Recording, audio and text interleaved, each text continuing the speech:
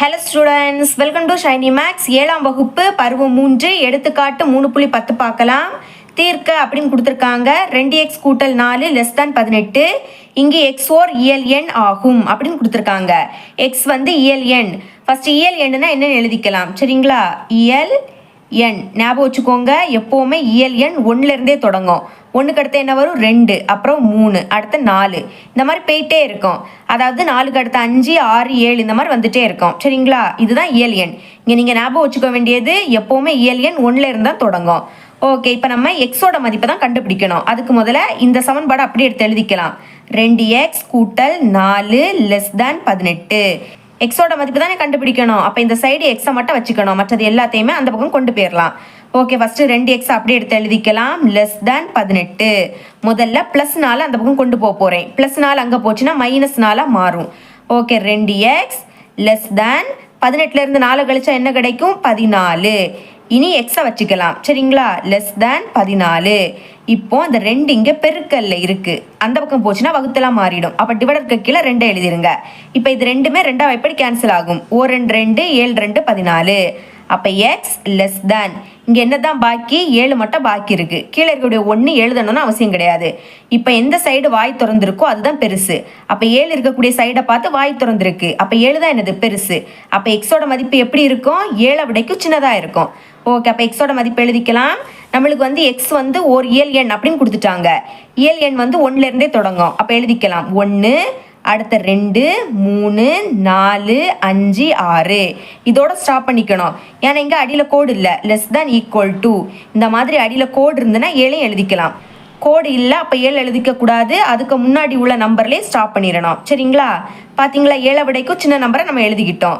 7 விடைக்கு சின்ன நம்பர் என்னது? 1 2 3 4 5 6. இதுதான் எக்ஸோட மதிப்பு. பாக்ஸ் போட்டுக்கலாம். இனி எடுத்துக்காட்டு 3.11 பார்க்கலாம். தீர்க்க அப்படின்னு கொடுத்துருக்காங்க. 5 - 7x > 33. இங்கு எக்ஸ் என்பது முழுக்கள். முழுக்கள் அப்படின்னா மைனஸ் மதிப்பு ப்ளஸ் மதிப்பு இது எல்லாமே வரதான் என்னது? முழுக்கள். இப்போ எக்ஸோட மதிப்பு கண்டுபிடிக்கணும். அதுக்கு இந்த சமன்பாடு அப்படியே எடுத்து எழுதிக்கலாம். 5 - 7x > 33. இப்போ எக்ஸ் தான் கண்டுபிடிக்கணும். அப்போ எக்ஸை தள்ளி பாக்கி எல்லாத்தையும் அங்கே கொண்டு போயிடலாம். முதல்ல 5 அங்கே கொண்டு போகலாம். அப்போ பாக்கி என்னது இருக்கும்? -7x > இந்த சைடு 33. இங்கே வந்து +5 அங்கே போச்சுன்னா -5 மாறிடும்.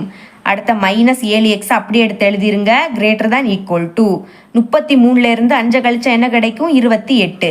இப்போ எக்ஸை மட்டும் இங்கே வச்சுக்கோங்க. > 28. இப்போ இந்த -7 இங்கே பெருக்கல்ல இருக்குது, அந்த பக்கம் போச்சுன்னா வகுத்தெல்லாம் மாறிடும். அப்போ கீழே எழுதிருங்க -7. இனி எக்ஸு. இனிமேல் பாருங்கள், எப்போவுமே இங்கே கீழே வந்து மைனஸ் இருந்தாலே நீங்கள் என்ன பண்ணணும்னா இதை மாற்றி எழுதிக்கணும். அதாவது இப்போ இந்த சைடு வாய் திறந்துருக்கு பார்த்தீங்களா, அதை வந்து இந்த சைடு வாய் திறந்துருக்கிற மாதிரி எழுதிக்கணும். அதை நீங்கள் ஞாபகம் வச்சுக்கணும். கீழே மைனஸ்னால் இப்படி மாற்றி எழுதிக்கணும். அடியில் கோடு. இனிமேல் 7 எப்படி கேன்சல் பண்ணலாம்? 1 7 7 4 7 28. கீழே மைனஸ் இருக்குது, அதை மறக்கக்கூடாது. மைனஸ் பாக்கி மேலே என்னது இருக்குது? 4. கீழே 1ன்னா அது எழுதணும்னு அவசியம் கிடையாது. இப்போ எந்த சைடு வாய் திறந்துருக்கோ அதுதான் பெருசு. அப்போ -4 இருக்கக்கூடிய சைடை பார்த்து வாய் திறந்துருக்கு. அதனால் -4 பெருசு. இந்த எக்ஸ் வந்து என்னது? சின்னது. அப்போ எக்ஸோட மதிப்பு எப்படி இருக்கும்? -4 விடைக்கும் சின்னதாக இருக்கும்.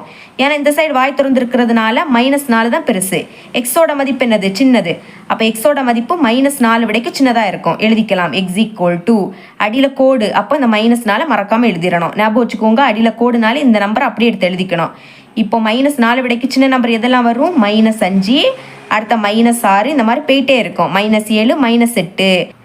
அதாவது மைனஸ் மதிப்புனா பெரிய எண் தான் என்னது? சின்ன எண். வேணா எண் கோடில் உங்களுக்கு நான் விளக்குறேன். இப்போ பாருங்கள் 0 1 2. அடுத்து இந்த சைடு -1 -2 -3 -4 -5. இப்போ பாருங்கள் 0 விடைக்கும் 1 பெருசு, 1 விடைக்கும் 2 பெருசு. அதே மாதிரி -5 விடைக்கும் -4 பெருசு. இந்த சைடு இருக்கக்கூடியதெல்லாம் பெரிய எண். இப்படி போச்சுன்னா அது சிறிய எண். சரிங்களா? அப்போ -4 விடைக்கு சிறிய எண் என்னது? இந்த சைடு வாரது -5 -6 இந்த மாதிரி. ஓகேங்களா? அதை தான் எழுதியிருக்கோம். இதுதான் எக்ஸோட மதிப்பு. இவ்வளோ தான் இந்த சம்.